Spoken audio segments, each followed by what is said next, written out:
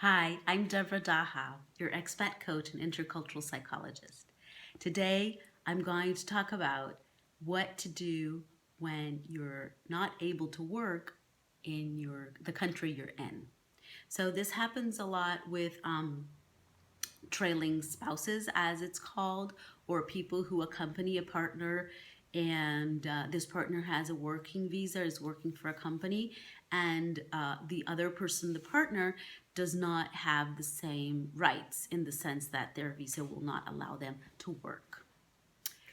Or they, whatever is their line of work is not recognized there. So they have a certain certification that is not recognized and they can't work. So that's the crux of the matter. You're in a country and you can't work because you don't have a visa for it or your profession is not recognized, for example. What to do? Before I begin, please subscribe and comment if you like this video. What to do when you can't work in the country you live in? Wow. So the first thing I would say to you is it's really important to understand what work means to you. How do you experience work? How do you identify with it? So, many people who retire say that the first thing that they feel is the loss of sense of identity, in the sense that when they go to, they meet someone new, the second thing people ask you is, what do you do for a living? The first thing would be your name, maybe where you're from. And the second or third thing is, what do you do for a living? And if you don't have an answer, you feel kind of void of identity. You don't know who you are. So if you're going to do this transition, moving to a new country, to a new culture, and also not work, and you're used to working, it's really important to understand what this concept of work, what this profession means to you. Does it mean freedom, financial freedom? Does it mean self-development? Does it mean contribution? Does it mean independence? Does it mean that your self-worth is very attached to that?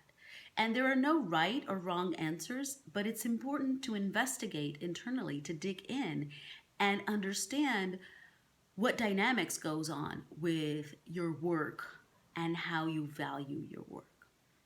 Why is this important? Because when you're going to look for a substitute or for an alternative for work, you want to find something that ticks at least some of these boxes, right? So let's say, for example, one of the highest values for you in work is contribution.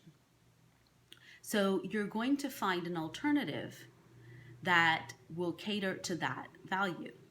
Many people say, oh, I'm going to volunteer, and that's fine. I mean, volunteering is great, but it might not be the best thing for you in terms of ticking the box of what makes you move towards your values.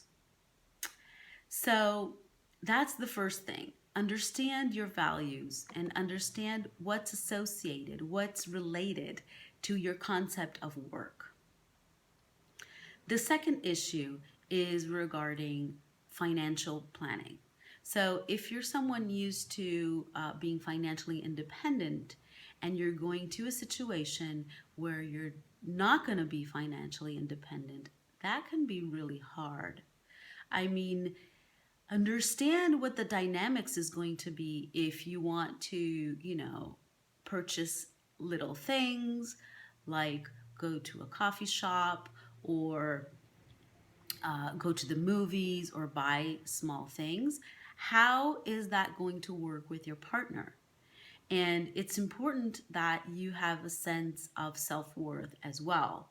So, for example, maybe the partner giving you money might not be the best way, and maybe transferring it to your account might be better. It sounds like there's no difference, but there actually is a difference, right? It's actually the sense of receiving the money in different ways. And there's no right or wrong answer, just think about it. One important thing is don't wait until the stuff hits the fan and you're feeling miserable in your new country because you can't work and you haven't thought of alternatives. Don't wait for that moment. Think about it before. If you're moving to a new country, you're going to probably have to have a visa or get your information on the legal requirements. And that's the moment when you're going to know if you can work and how you can work. What are the alternatives? And that's the moment when you have to start to prepare for these issues. So, understanding your values, what are your values associated to work? How identified to the work are you? Another issue that comes up very frequently is that social life is associated to work. So we make friends and we make friendships in our workplace. That's pretty common because we're there all day practically, and it's very easy because people are there and you connect with two or three people. If you don't have a workplace, that's going to be harder. So think about alternatives. Think about if financials is an important aspect for you. So volunteering without getting paid might not be the best alternative, at least for the first part.